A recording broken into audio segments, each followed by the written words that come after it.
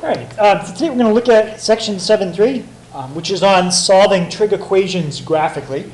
So basically it's looking at equations and inequalities that have powers. Okay? Like instead of just sine and cosine, maybe we'll look at like sine cubed or cosine squared, okay? Things like that.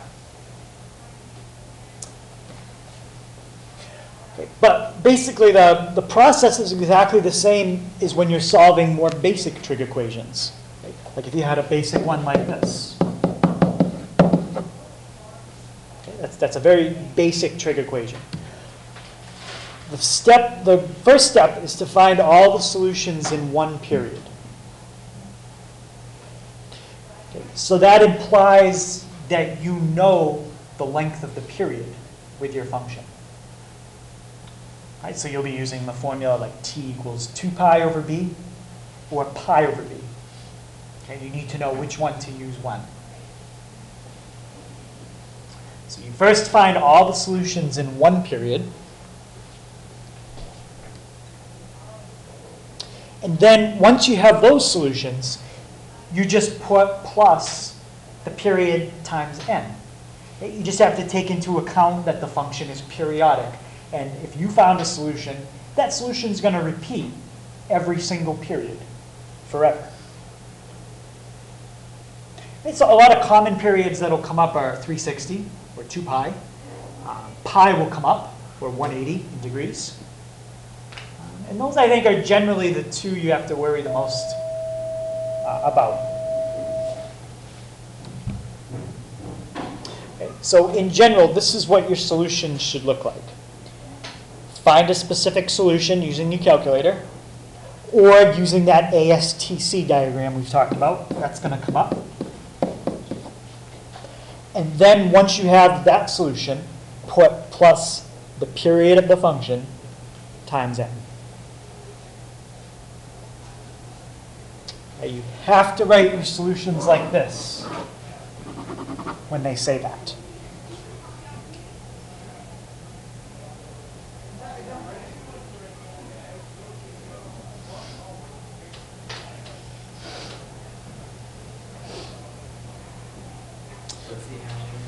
Times. So it's usually we just write 2 pi n. We don't put the asterisks in, but just trying to show you it's multiplication.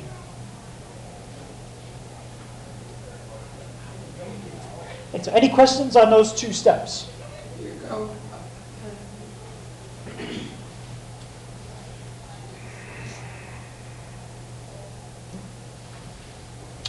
All right.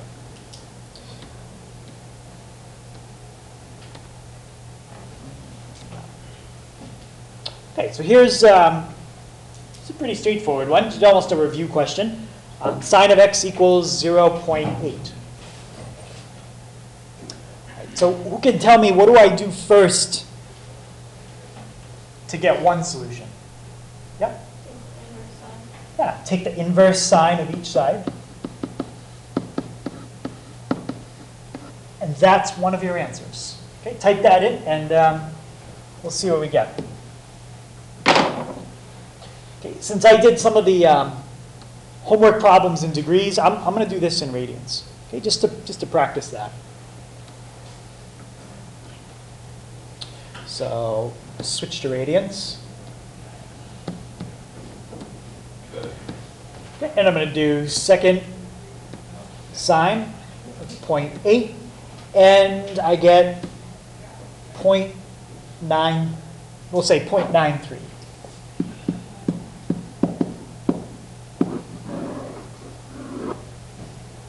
Okay, that's the first answer. Okay, now we have to figure out my second answer. And to do that, what do I do to get my answer? How do I figure out the other quadrant where sine is positive?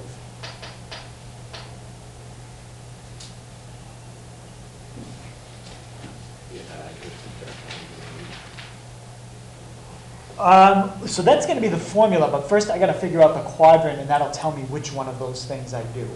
So we have a trick for figuring out where sine equals positives. What's that trick?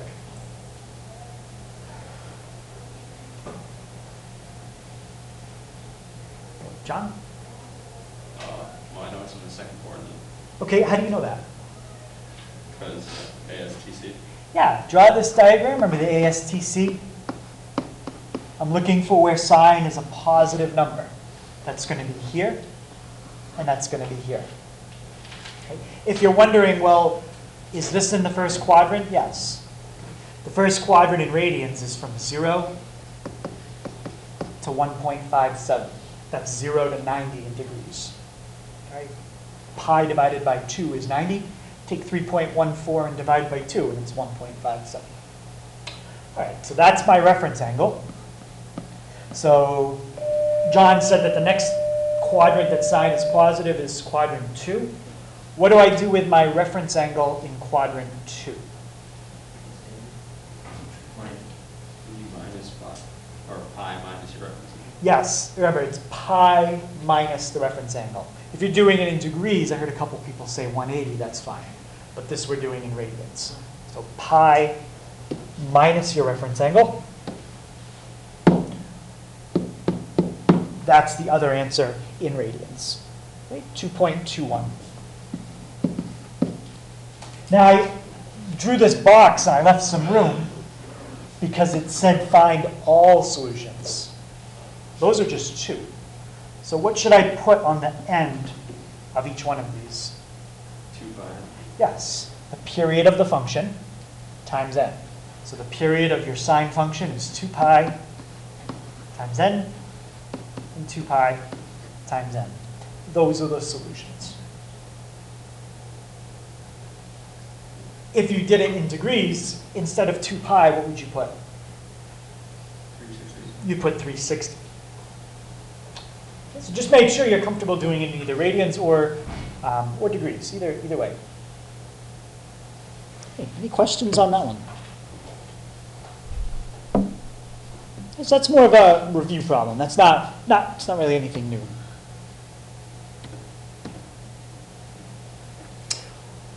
Right, so anytime you set a function equal to 0 and you solve it, you're finding the roots. Okay? Or you're finding the zeros of the function.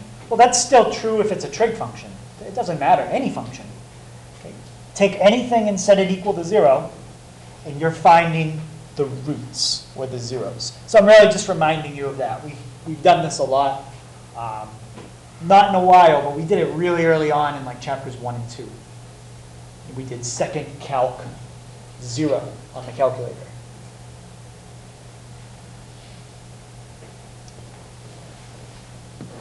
Okay, so just so you had a basic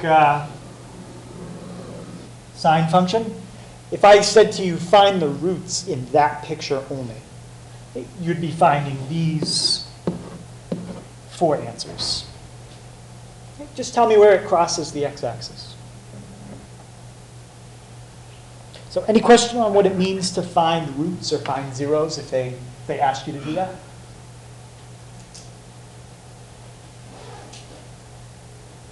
Okay, and keep in mind that roots are just like any other answer.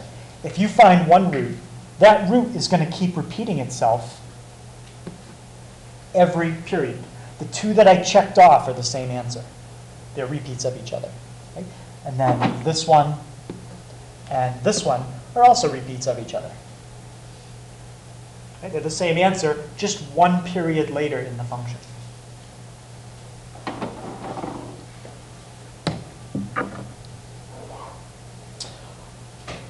All right, so when you're dealing with trig functions, since the answer repeats every period, you have to know how to find the period.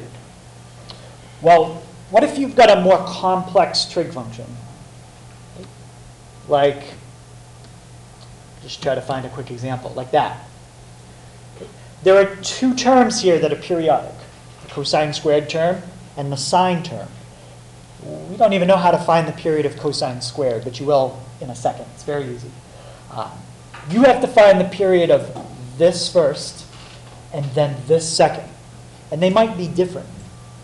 And then I'll show you, once you find each of them, what's the period of this whole entire thing. Okay? You don't have to worry about the 1. That has no effect on the period because that's not a trig function. That's just a number. The only things that have periods are trig functions. Numbers don't.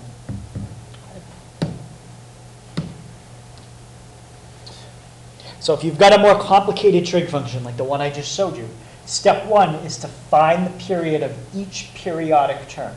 Okay? Periodic terms are trig terms. Sines, cosines, tangents, things like that. You don't have to worry about numbers. And then once you find the period of each individual term, the period of the entire thing, okay, the whole problem, is the least common multiple of all periods, the LCM.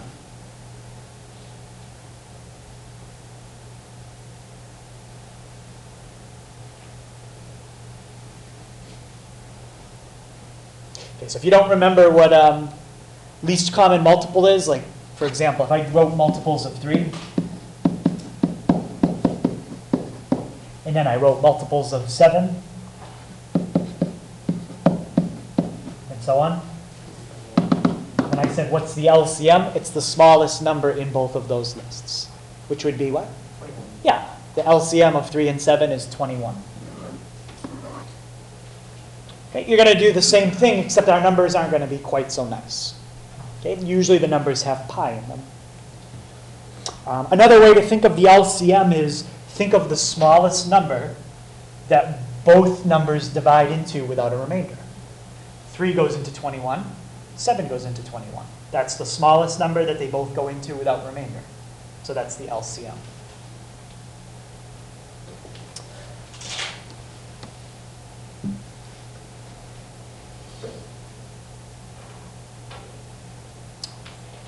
Okay, so let me just make up something. This kind of situation is going to come up a lot.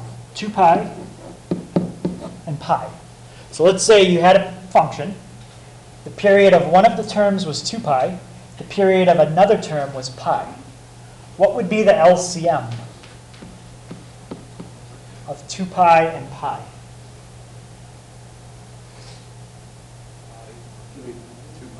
2 pi. The LCM is 2 pi. 2 pi is the smallest number that this and that go into without a remainder. 2 pi. Remember, the LCM can't be smaller than your individual numbers. Like, there'd be no way to ever get an LCM between 3 and 7 of 5. You can't, because 5 is smaller than one of the numbers. What if you had, let's do something like 2 pi and 3 pi? What would be the least common multiple? You can basically just say, what's the least common multiple of 2 and 3? And then just put a pi on it. 6. Yeah, it would be 6 pi. Okay? So that's the idea. So what's going to come up is higher powers of trig functions. So I'm going to give you a chart that shows you how to find the period of any trig function raised to any power. And it's really going to depend on whether it's an even or an odd power. That's what our rules are going to be based on.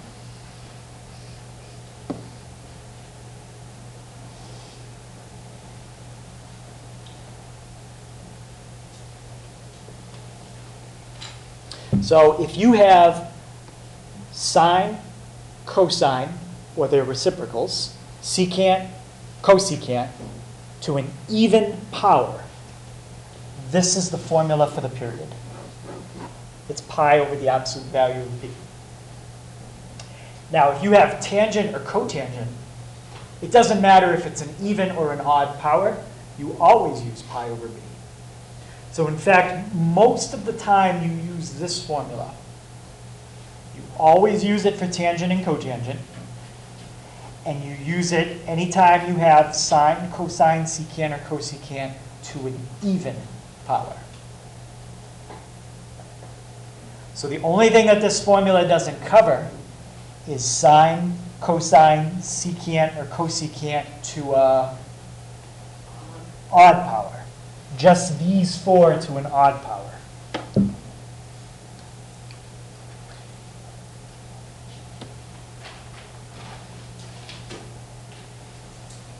Okay, so in the case where you have sine, cosine, secant, or cosecant to an odd power, you use 2 pi over b.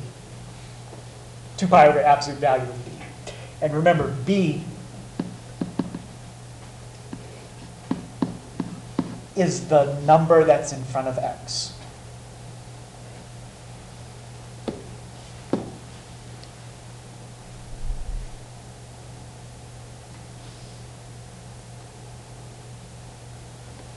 Okay, so this chart really summarizes everything you need to know about the trig functions and how to find their periods. So if you make a reference sheet for the test, that's probably something that's good to put on there. And maybe you can think of a better way to organize or write this information, but that's as concise of a way as I could think to describe it.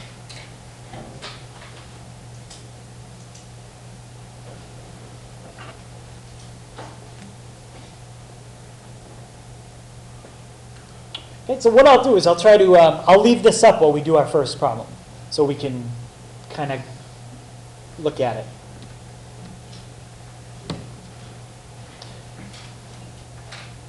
All right, so now in example 2, okay, you're doing exactly the same thing you did in example 1. You're just finding the solutions. The only difference is now your trig function is a little more complicated. But with the help of the graphing calculator and the formulas I have right here, we should be able to figure it out. Okay, let's start with cosine squared. That's cosine to an even power. So what's the formula that we use when it's cosine to an even power? Pi over absolute value of b. Yep, pi over the absolute value of b. And what's b in the cosine squared formula? 2.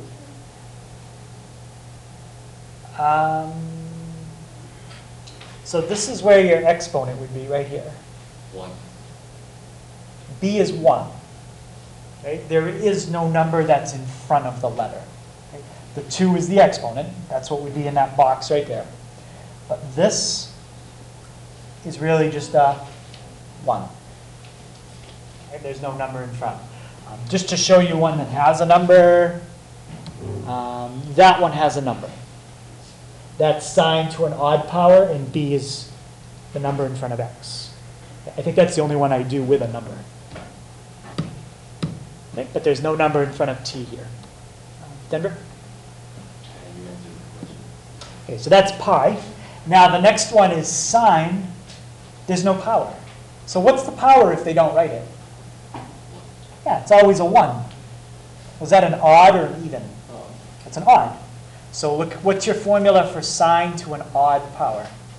2 pi over, well, 2 pi over the absolute value of b, which would be 4. Yep, it's 2 pi over. Now I'm looking at t. There's no number. So it's just a 1. So the period here of cosine squared is pi. That means cosine squared is going to repeat itself every pi radians. And sine is going to repeat itself every 2 pi. So what's the LCM of pi and 2 pi? 2 pi. So when I'm done, I'm going to have a plus 2 pi n on the end of each answer.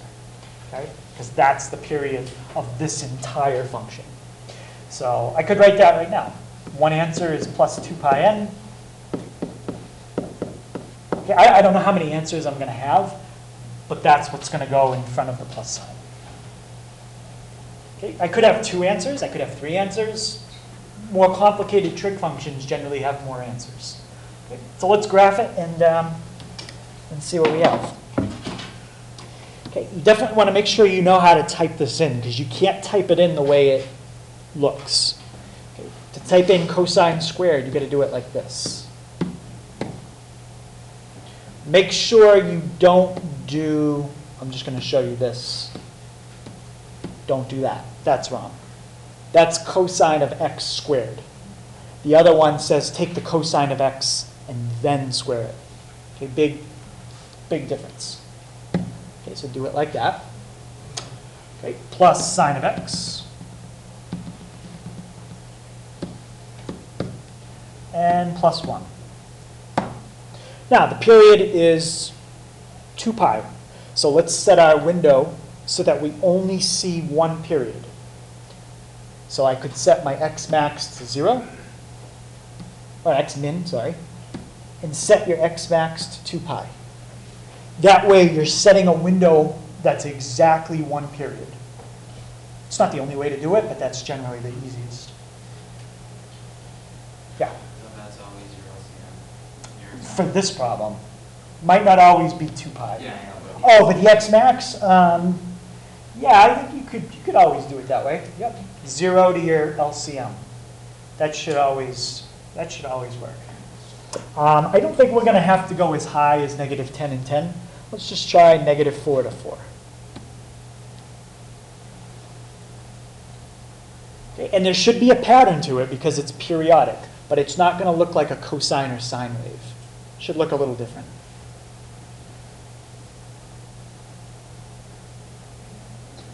Okay, that's the picture. And notice that it ends right where it starts. So it's going to repeat this exact picture again next. Okay, so we're finding where this function equals 0. How many times does it look like it crosses the x-axis? 1. Yeah, it looks like it's 1. It's kind of hard for me to tell. Could be twice, yeah. Could be twice. I'm going to go over here and zoom in. I have a feeling it's going to be twice. Speed it up a little bit.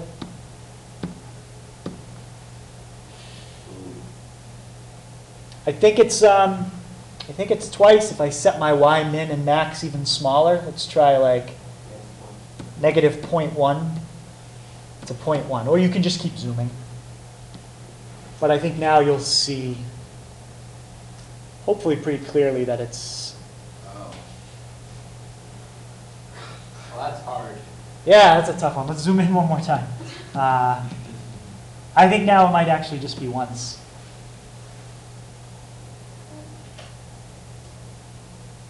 That is 1 second.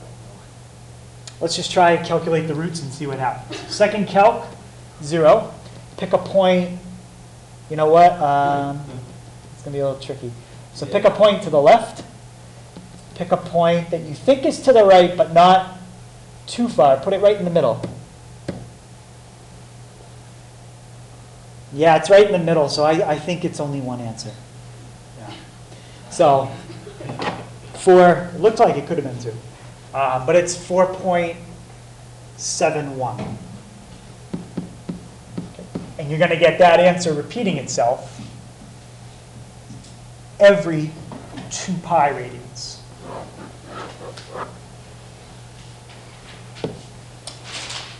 Okay, if I trace along it, it doesn't look like it, so it's just barely positive, still positive, hits 0, and it looks like it's hitting it right in the middle. So there's just one answer. Okay, so any questions on that? So you just use the calculator to find your answer, and put plus your LCM times n. Okay. Let's try this one. All right, now, if I wanted, what could I do first here to make example 3 more like example 2?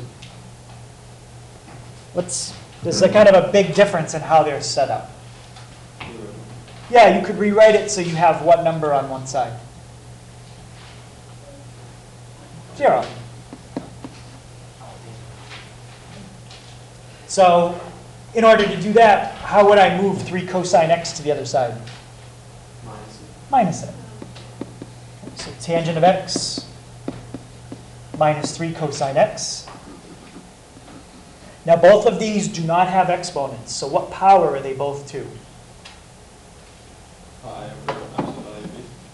Let's take a look. Well, so what power though? 1. They're both to odd powers. So whenever you have tangent, it doesn't matter if it's even or odd, you're always using the formula pi over b. So in this case, it's pi over 1. There's no number in front of x. This is cosine to an odd power. What's the formula for that? 2 pi or absolute value. Cosine to an odd power is 2 pi over b. What's b? 1. So there's the period of each individual term. Don't worry about the 3, and that doesn't make a difference. So what's the LCM of pi and 2 pi? 2 pi. 2 pi. So when you're done, you're going to put plus 2 pi n on each answer. Now just graph that and find each answer on the calculator. Okay, so I'm going to do, clear that, tangent x minus 3 cosine x. Probably a good idea to do it like that. And now I need to set my window so that it's 1 period again. So what should I set my x min to? 0.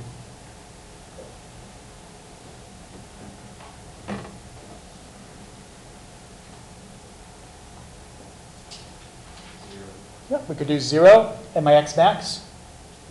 2 pi. Any window that's the difference between the min and the max is the LCM is fine. You could do 2 pi to 4 pi. You could do 10 pi to 12 pi. It just has to be a difference of 2 pi. All right, and the highest and the lowest, well, tangent goes up and down forever. So it's going to go off the screen. So let's just do negative 10 to 10.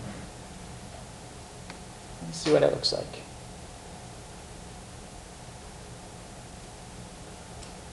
And notice that it ends exactly where it's going to start again. Okay, so you should be able to just copy and paste this picture right next to it and get the next section. Okay, so how many answers? This one's, I think, a little clearer. 2. We get 2 per period. So the first one is not calculating an intersect, calculating a 0. Pick a point left, right, hit enter, 1.01. Plus what goes on the end? 2 pi. 2 pi n. So that answer is going to repeat every period. And the other answer, what is it? 2.13. Right, so it looks like it's 2.13. And that answer is also going to repeat every period. That's it. So those are your 2 answers. Okay, so not really hard once you find the LCM, but you do need a graphing calculator to do this. Graph was the same, but when I put the 0, it That's because you are in degrees, okay. I think. Because 1 radian is about 57 or so degrees. Oh, yeah. You could do this in degrees, and then these numbers would be different. B plus Be plus 360 instead of radian, instead of 2 pi. All right, let's try sine cubed. Okay, so we got to find the period of sine cubed 2x.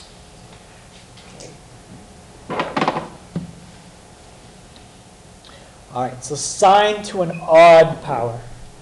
What's my formula for sine to an odd?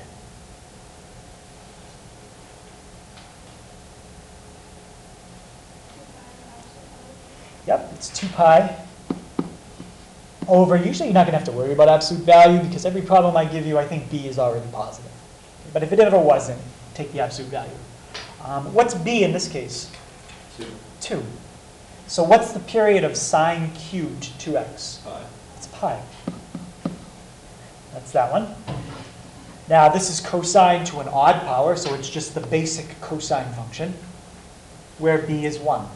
So what's the period of cosine?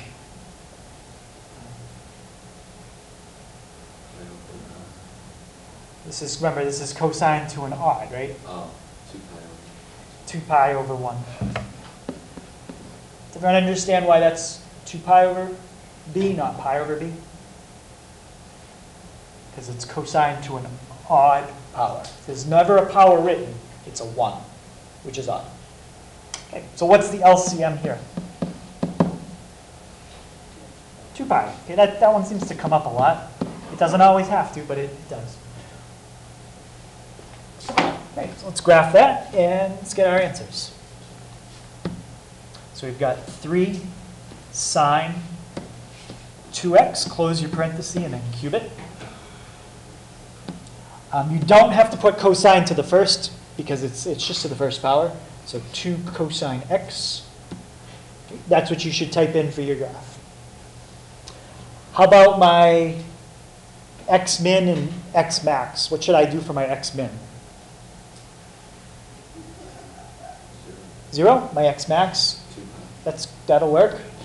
It's already set. This time I don't think I need to go as high as -10 and as low, or high and low as -10 to 10. I think -4 to 4 will be fine, and it'll give me a little more zoomed in look.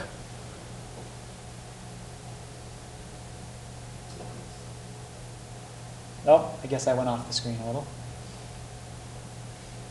So I bet if you did -5 to 5, it would be a little better. But I don't have to. The point is I just need to find where it crosses the x-axis. Okay. So notice again, it's going to end right where it starts. So after this section right here, you're going to see this same pattern repeating again, over and over. How many times does that cross the x-axis? 1, 2, 3, 4, 5. I think it's six times. And does anyone have a question on how you calculate each one of the zeros? You just have to do all 6, one at a time. Okay? But I have all the answers already written. So if you want to double check them, you can later. But the answers are 0.50, 1.25, 1.57, 1.89, 2.65, and 4.71. And on every one of these answers, I need to put plus what? 2 pi. That's kind of a really unofficial way to write it, but they're all plus 2 pi n.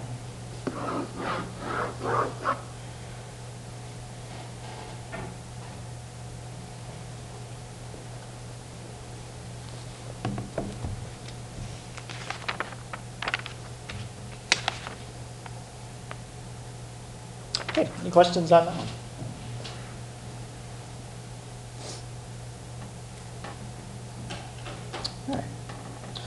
All right. So when we're inequalities. Okay, so when we're working with inequalities, it's pretty much the same thing as when you're doing an equation, except they might ask you, where is this function below 0 instead? So like if we were looking at this one, we would say, well, it's below 0 from here to here, here to here, there to there, and there to there.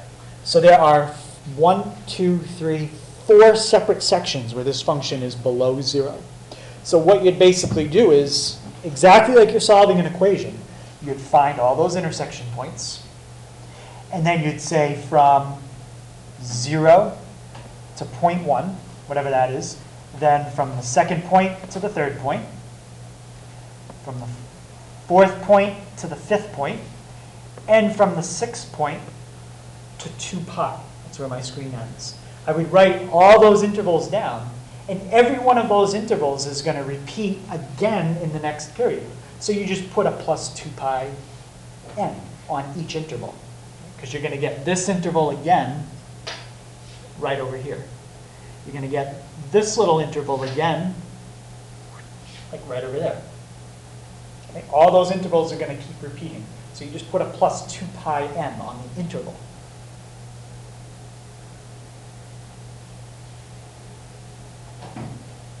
Okay, and also keep in mind if you have any vertical asymptotes, we just have to take those into account, but hopefully we can use the graph if we have to deal with that.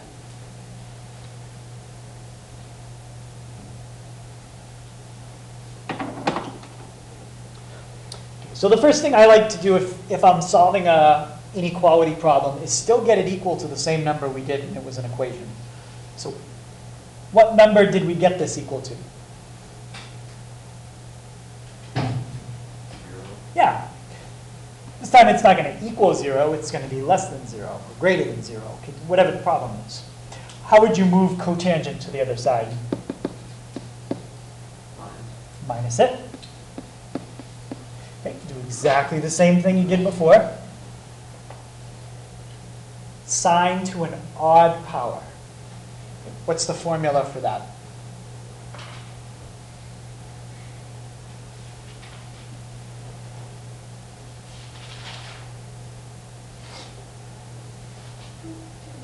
Yeah, period's 2 pi over b. In this case, b is just 1. How about cotangent? And it doesn't matter if it's odd or even, it's the same formula. Pi over, and what's b in this case? 1.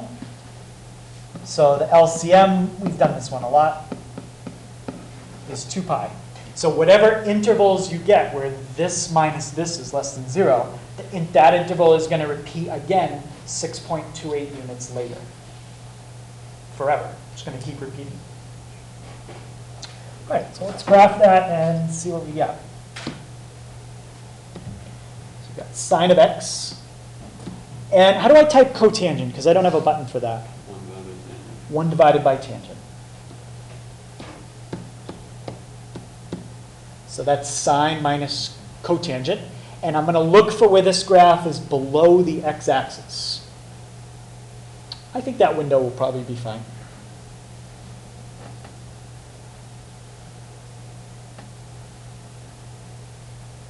Yeah, I see 2 sections where that graph is below the x-axis.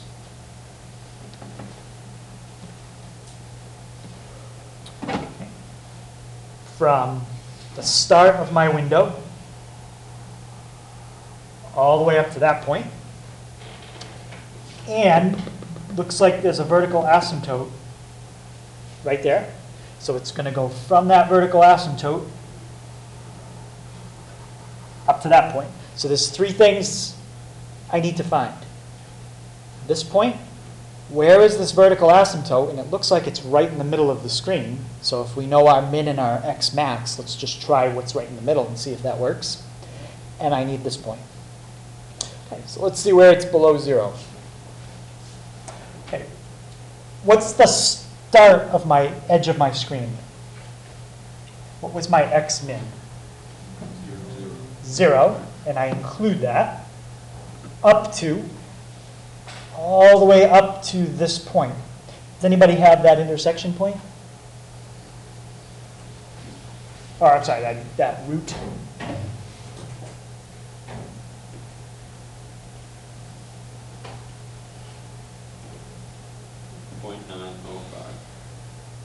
.905, so let's just call it 0.91. Now that's where it hits 0. Can I hit 0, or do I have to be less than 0? I have to be less. So is that a bracket or parenthesis? Parenthesis. So from there to there. Or from here up to here. So the question is, where is this starting? Okay, to me, it looks like it's right in the middle of the screen. Yeah, so we had 0 as our min. We had x max as 2 pi. Let's try pi and see if we get an error. If pi gives me an error, that's where the asymptote is. Yeah. Okay, so there's an asymptote at pi. I wouldn't make the asymptote hard to figure out, because if it's anything other than that, it's really tricky to find. So the asymptote is exactly at pi. So because that value is undefined, it's an asymptote, I cannot include it. So from 3.14 on the x-axis up to right there. Does anybody have that second intersection point? 5.38. 5.38. And again, can I equal 0 or strictly less than? Strictly less than. So those are the answers on this screen. But remember, this screen is going to be duplicated forever, left and right. So it's this interval, and I'll let you just write it like this, plus 2 pi n, and this interval, plus plus 2 pi n. So what that means is you could add 2 pi n to this number and this number, and that would give you the next answer that's off the screen. Okay? Same thing here. You could add 2 pi n to each number, and that would give you the next one that's off the screen. Okay? So that's the only difference with an integral. Similar, but slightly different.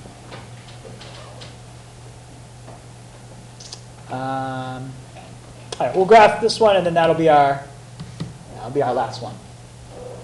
And let's just graph it as is. Sine of 2x, and I'm not going to move everything to one side. I'm going to graph it as is, and then x squared minus 1. Let's do zoom 6.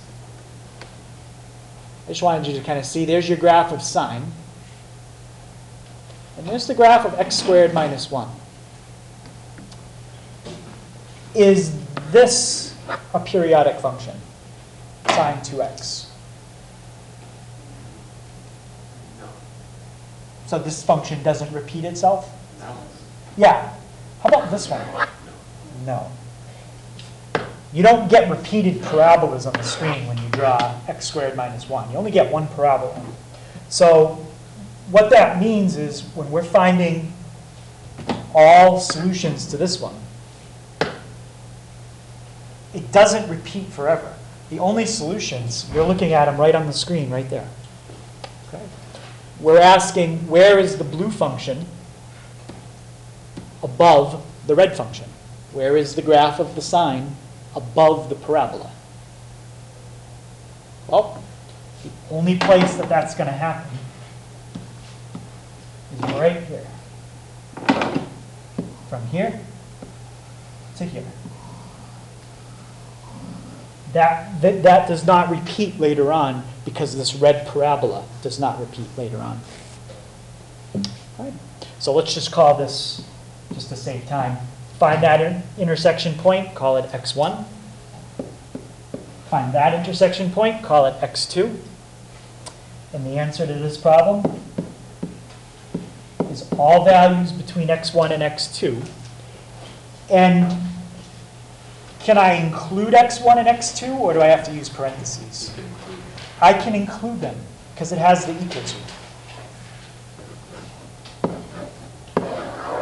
That would be your answer. Okay, I'm going to leave finding the intersection points to you.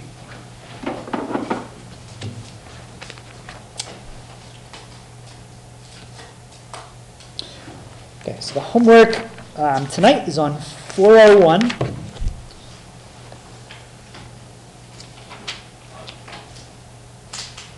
And I was just double checking if there's anything. Well, I think those should all be fine.